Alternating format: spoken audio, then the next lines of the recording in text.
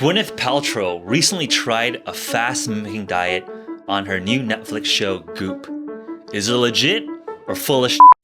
Today, Dr. Latt Mansor and I are going to be diving into this subject and topic on the HVMN podcast. Great to have you back on the program. Great to be here. So before diving specifically into fast mimicking diets, let's talk about a general framework and how to think about diet nutrition generally. Yeah. There are really three dimensions in which you can manipulate a diet. There is the time restriction, the amount of time that you're eating and or fasting. There is a dietary restriction dimension, which is the type of macronutrients you can consume. That's right. So the fat, protein, carbohydrate, and of course what we talk a lot about is that ketones be a fourth macronutrient. So the dietary composition is one dimension you can manipulate. And the last dimension you can manipulate is the calories, the amount of calories you can eat.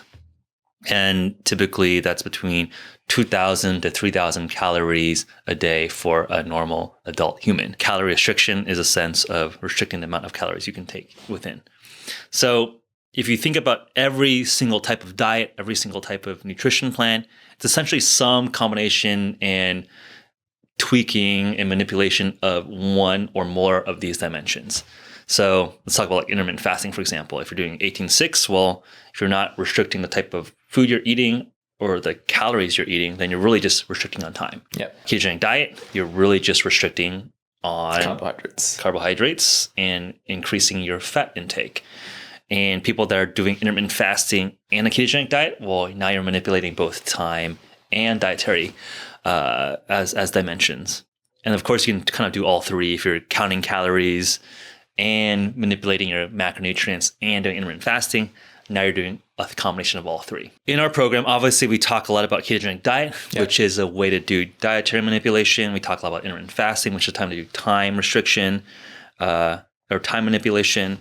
We haven't yet talked too much about calorie restriction, but one could argue that calorie restriction kicked off a lot of the research around longevity and health span. Mm-hmm. You want to start there as a way to just talk about kind of the background and history on calorie restriction. Yeah, I think calorie restriction has been around for a long time where, they do look at different biomarkers, longevity, as you said, they looked at cancer and all that. And then more recently, they try comparing between intermittent fasting versus calorie restriction in, longevity as well, in cancer, in diabetes, for example. And some studies actually showed quite compelling evidence that intermittent fasting is better than calorie restriction as far as lowering those disease biomarkers. But the problem with intermittent fasting with these studies is that once you do it long term, the dropout rate is very high for intermittent fasting versus calorie restriction. So calorie restriction is more easily adhered to because people are eating same food, same amount of time. Okay. It's just less food. Whereas intermittent fasting, they're like, oh, the whole day without food. These are like, some of these studies are alternate day fasting, so quite frequent fasting. And with social lives and families and all that, I would see how it could be difficult. I see. Yeah, I would say that's almost counterintuitive. I think in our population that we work with, I would, and I think knowing myself, I'd rather do intermittent fasting than calorie count to 1,000 calories a day, for example. What got me interested in fasting and ketogenic diet was some of the early research behind calorie restriction as a way to extend longevity. Mm-hmm. But I think as you're referencing, some of the benefits of calorie restriction seem to be mimicked by intermittent fasting and potentially by ketogenic diet. Yep. And some of the downsides of calorie restrictions are there too, right? Because people that have been adopting calorie restriction, they're very lean. They're very, very low lean muscle tissue. And I think you start making trade-off between health span and lifespan. Yeah. And that might be another topic we go further down the rabbit hole another time. But today we're going to be talking about a fast mimicking diet as tried by our favorite health influencer, shall we say, Gwyneth Paltrow. So what is a fast mimicking diet? Can we define that generally and maybe talk specifically about the protocol that she tried on the show? Yeah, I think fast mimicking diet is a sort of recent product, if you would, if you can even call it product, to basically mimic fasting, which is essentially not eating anything. Yeah. The protocol that she followed, basically she has this packaged food content for 5 days. And she starts with day one, which is a total of about 1,000 calories. And the content of the food in terms of macro is about 10% protein, 56 fat, and 34 carbohydrates. And for day 2 to day 5, it's 750 calories. So they lower the calorie content. And then they up the carbohydrate content from 34 to 47.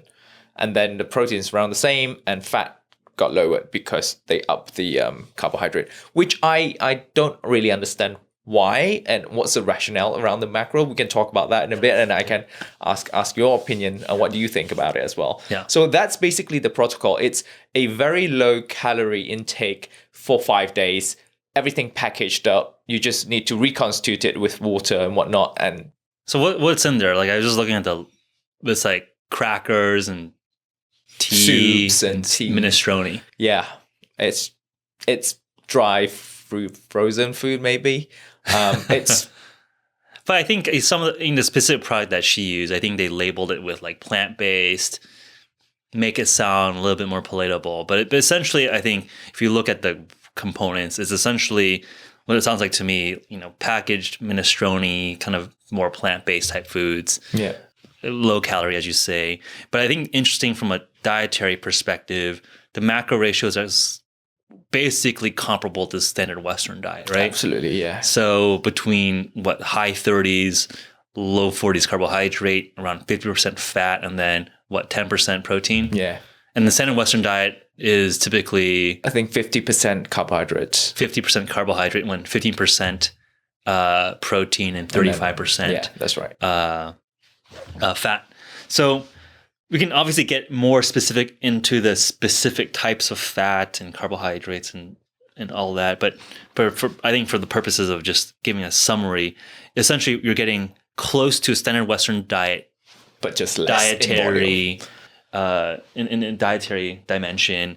There's no time restriction involved with this. Is she eating kind of 3 meals a day, just like really tiny meals? I think so.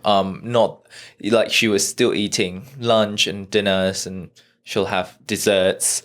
They even package desserts, and not that I know that they have time restriction. I don't think I don't think she did. Okay, and then the calorie restriction is essentially the dominant factor which they're using here. That's right. So I haven't seen the show. I probably will never watch the Goop show, but my understanding is that they had a competition between pescatarian, vegetarian, just normal amount of calories. Just normal, yeah, for a month versus FMD for 5 days. So they had someone on a vegetarian diet for a month, pescatarian for a month, and FMD. Gwyneth Paltrow did FMD for 5 days. And then they did blood markers right after? They said they measured, I believe, 9 biomarkers, 9 longevity biomarkers, if I'm not mistaken. But they basically come to a conclusion what the biological age is after all these intervention. Yeah. And it's like, what's the age what's the baseline age that they measured at, and then what is the after intervention age. Yeah.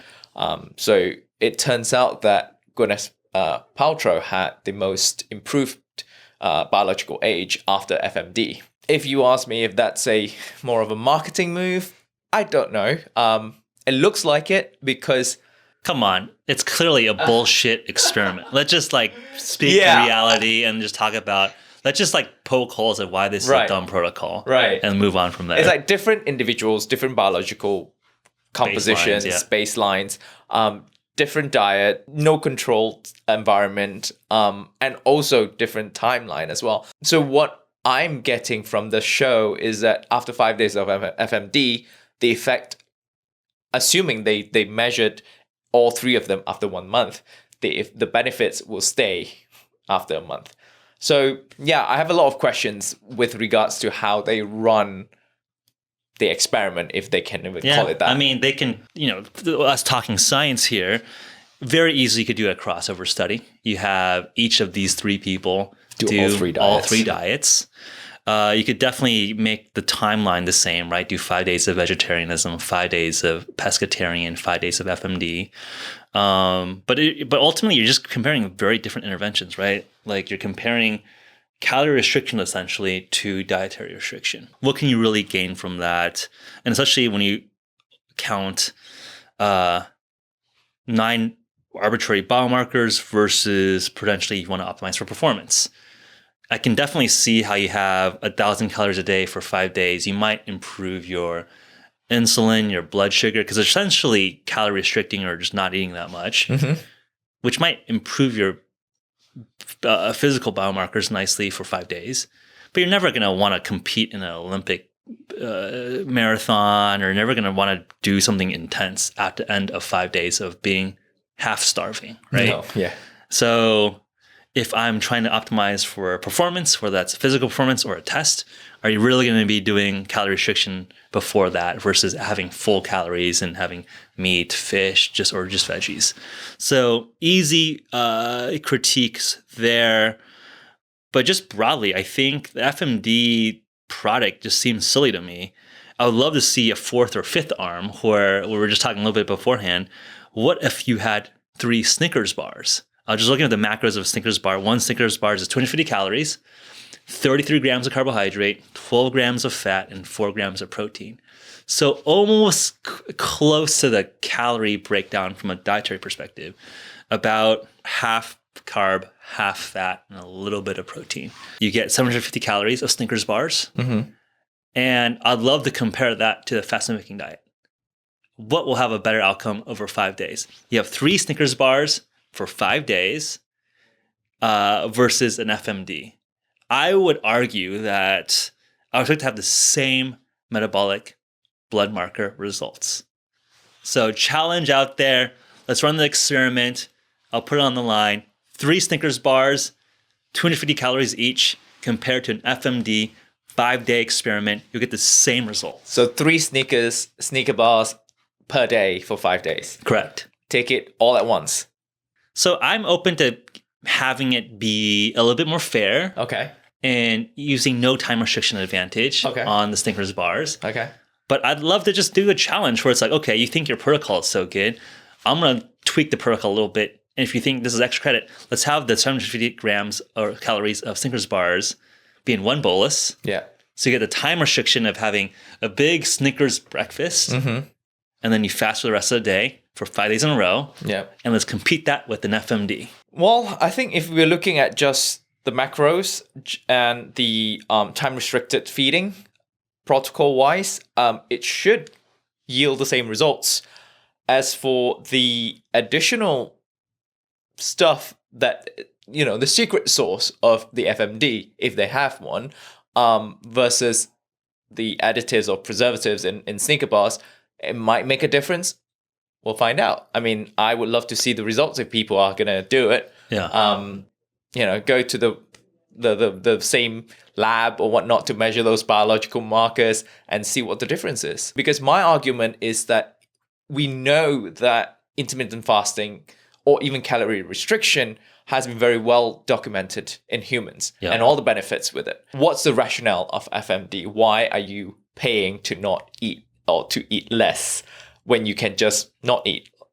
Because on top of the metabolic benefit of intermittent fasting, there are also 2 things that I found useful or what I gain out of it. Is one is that obviously that's the cost thing, right? I remember fasting unintentionally when I was a student because just to save money.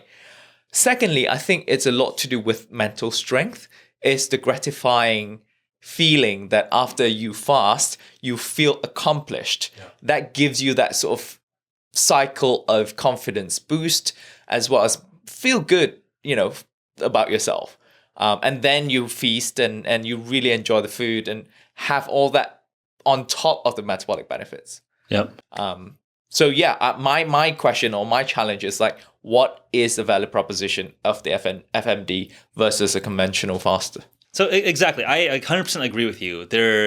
I don't understand the value proposition here. I think they're selling overpriced packaged snacks here. So let's look at some of the marketing claims of some of these products. What are they selling? What are they claiming? So they are claiming that FMD, it helps with autophagy. Day 3, supposed to kickstart ketotic state. Cellular cleaning and fat burning continues through day 4. and day 5, your transformational journey is complete. So how I could sell you getting into ketosis in one day by just not eating? How about you do a 24-hour fast, you get day 1 ketosis. And autophagy. And autophagy and cellular cleaning. So it sounds like they're basically selling the benefits of fasting by telling you to eat 750 to 1,000 calories a day. Yeah. And by basically my challenge, my proposition is I can get you there for $6 a day by eating 3 Snickers bars. I think the only argument you can attack my proposition is that the glycemic response, the sugar spike of having like candy bars. Yep, it's very simple sugars. Might drive insulin. But maybe if you stack it into one giant bolus, one part of the day, you get to recover that with just having calorie or time restriction or a fasting window. Yeah. So maybe that's like the trollish argument to kind of debunk the FMD. But to make it a little bit more fair for me, I just do replace the sugar. Just give me 12 grams of fat in a bar. Instead of doing simple sugars, just give me 33 grams of starch and give me 4 grams of protein. Throw a multivitamin in there. I could probably give that to you for another $2 for each of those, and reduce the glycemic spike as a downside for my specific protocol. I would add another arm there as a control arm, which is an intermittent fasting arm. Either alternate fasting, you keep your diet, you keep what you're eating, no calorie restriction there, just keep your diet, just time restricted feeding. Yeah. Either you do 18-6 or 24 hours alternate day fasting. I would throw that in there just as a comparison. So 3 arms. Yeah. Perfect. For me, I find this distasteful because they're selling overpriced packaged foods, but selling the benefits of fasting. Yeah. If they were just more honest and saying, hey, just eat half your fucking calories, you get the same results. I think it's distasteful from a ethics perspective or a morality perspective to overcharge people, because this is not cheap stuff, right? They're marketing this for what, $200, $300 a box. $225, $249, $225 to $250, yeah. Like, that's expensive. Like, you're gonna eat $50 a day of food and you're getting some crackers for it. But let's give them a shot. Mm-hmm. What is the proponent's case for this? So they have a scientific paper that they published on FMD. Mm-hmm. So let's give them a shake.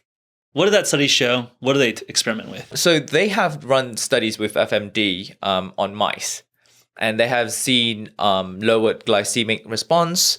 They have seen improved beta cells with fast mimicking diet. Yeah. And they also ran fast mimicking diet on 100 healthy individuals. So this is the only they did one human study with 11 people. For 100 people. 100 people. 100 generally healthy individuals from the US were recruited to go through FMD for 3 months. What they have seen is that they saw reduced body weight, trunk and total body fat, lowered blood pressure, decreased insulin-like growth factor, IGF-1. No serious side effects were reported. And after 3 months, controlled diet subjects were crossed over to FMD, resulting in a total of 71 subjects completing 3 FMD cycles. Body mass index, blood pressure, fasting glucose, IGF-1, triglycerides, total and low density lipoprotein cholesterol, and C-reactive protein were more beneficially affected in participants at risk for disease than in subjects who were not at risk. What I'm reading here is that the FMD showed positive results, but the results are more pronounced in individuals who are at risk of diseases. So, I mean, I'm not surprised by that, because the control arm was standard Western diet, which we know is scientific engineered to give you pre-diabetes. Yeah. So great. So basically, to me, how I read that is that, yes, doing calorie restriction for 5 days in a month is better than doing nothing. And I think the counter argument there is that I can give you the same result if you just do 5 days of eating 3 candy bars a day. Yeah. Or just do intermittent fasting. Or just don't eat for 5 days. Yeah. Or just find random 500 calories a day. Yeah. And eat that for 5 days in a row and then do something normal for 30 days. That's right. If they would admit that, yeah, Essentially, it's just calorie restriction in a box, and we're overcharging the stuff super expensively because it feels like it's a program. Cool. Like people are selling juice cleanses and all of that. Yeah. Overpriced stuff too. Yeah. Because from a scientific point of view as well, like I buy it. I buy that you get the benefits from fasting mimicking diet. I don't doubt that. But what I'm seeing is in the clinical trial world, it's called the non-superiority study, right? It just showed that it's not superior to fasting. Yeah. It has the same effect, hence fast mimicking diet. Yeah.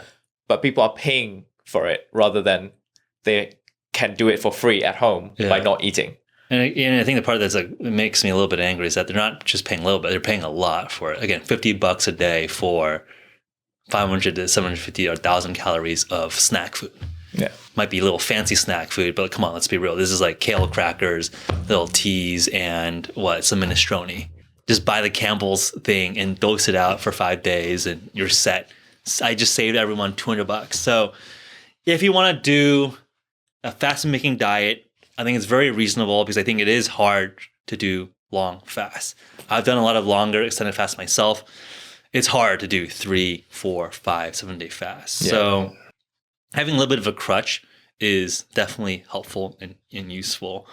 But instead of dropping $200, $300 for it, just find $500 or 500 calories of reasonable food. Maybe just get a chicken breast a day or something, right? Like that's literally probably superior to then just eating some packaged overpriced food.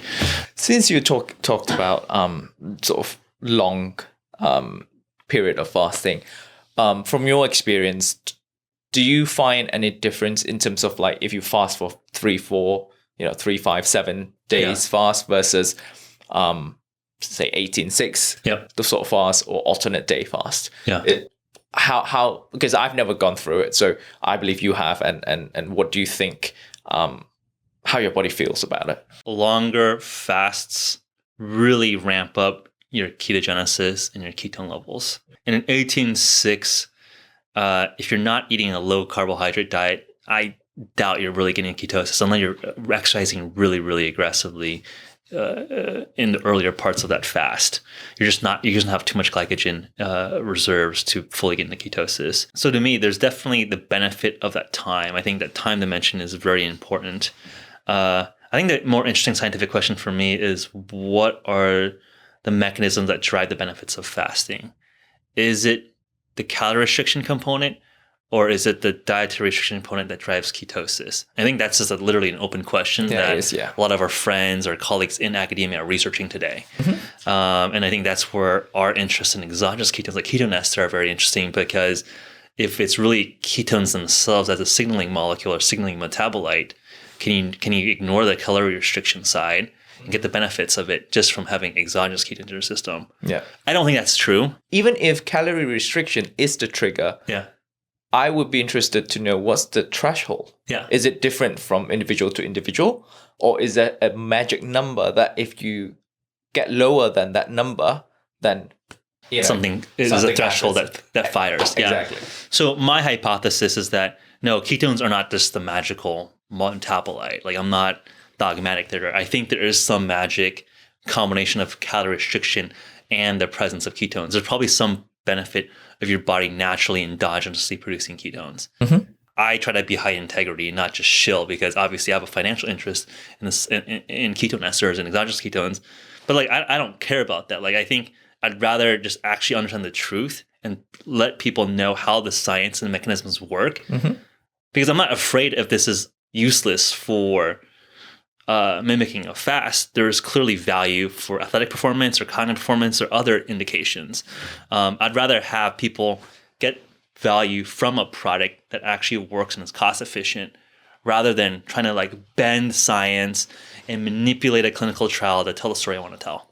So I feel very ethical and have a moral position here where I can critique other people who are using science to justify marketing. I don't think that you can just have a ketone ester drink and then have that 100% replace the benefits of fasting. Mm-hmm. I think there is definitely something going on with an endogenous ketogenesis. Or 100% replace ketogenic diet. Right. But I think it is interesting where there's the overlap. What percentage is driven by the ketone bodies themselves? Yeah. and what is driven through calorie restriction or dietary restriction or the process of ketogenesis, right? Because there's something going on when your body converts fat into ketones. Yeah. So there you have it. Anything else you want to talk about with FMD and science? I have a question. Yeah. Like, how does one know their cells are going through like autophagy? That's a good question. And no one has, to my understanding, has a clinical biomarker that dictates autophagy on Also, or off. you have to remember there are millions of cells and like thousands and thousands of different types of cells that have different life cycles. So when it's autophagy, it's a very blanketed term to generalize all of that. Because there are cells that will die in minutes, there are cells that will die in months, there are cells that will never die until you die. So I think autophagy is this like magic buzzword? Exactly. For cells which do not have a functional purpose, or cells which are already senesced and they're just sitting around and releasing all these inflammatory molecules. So those are the cells that need to go. What people are claiming now is that autophagy basically clean up these cells and therefore reducing those biomarkers, those inflammatory biomarkers, and make us healthier. And then when you refeed after fasting or after a period of restricted feeding, your body basically rebuild those building blocks to create new cells. Yeah, I think that's actually a good question. Good question, Zillan. I think good answer. I think that's been one of the biggest questions. Like, okay, this autophagy buzzword, like, how are we triggering it? And I think the fact is no one knows how to measure it. But beyond that, I think your point is that this is very tissue and cell specific. Yeah. And I think it's very much like catabolism and anabolism. Like these processes are happening all the time in different rates at different tissues. Yeah. The mechanism makes sense that theoretically, okay, when you're not having a surplus of substrate and your body is forced to go through autophagy. But is there a magic button or magic threshold that does not yet exist and like probably will not exist given the tissue specificity of all these things? Unless the question is my specific neuron here in a state of autophagy or not? Yeah. That might is a more precise question. Is my question. liver cell regenerating in this specific time frame? Yeah. Well, Gwyneth, call me. I will put you on a much cheaper, much better fast mimicking diet protocol, or just don't eat for 5 days, or just, find like 500, 750 calories, your most favorite food, eat that. Any last thoughts and takeaways from your end? Absolutely agree on the benefits of calorie restriction, intermittent fasting, very well documented in both animals and humans. So now it's a matter of, that is sort of a hack that we do, a biohack, if you would. What's the point of hacking the biohack? If you like this episode, leave us a comment, give us 5 stars. And I think this is kind of a fun session. We might have to do a recurring series called, Is This Legit or Is It Full of Shit? Ping us any ideas of different ideas you'd like us to debunk. Or maybe even validate. Like, look, I don't think we're here to criticize or be judgmental here. What I care about, what Latt cares about, what the HVMN community cares about is things that work, that have evidence and science, and we're not afraid to challenge people no matter their credentials, no matter their institutions. What fundamentally matters is data, truth, and evidence. Yeah. Doesn't matter who you are. We're not here to do argument from authority. We're rational, logical people. Yeah. Come at us. We're here to get a little scrappy. That makes it fun for me. Data and information is so easily accessible that people just need to make informed decision, and it's our job here to provide, from our side, what we have seen in terms of evidence and scientific researches and results and all that. So, yeah. Cool. And then follow us on all the socials, HVMN or our personal channels at Geoffrey Woo and at Latt Mansor. Latt Mansor on Instagram and Twitter. And feel free to share your experience on fasting, on fast mimicking diet. Write down. We're more than happy to interact with you guys as well. Cool. Thank you. If you're interested to learn more about HVMN, visit www.hvmn.com/pod. Thank you for tuning in.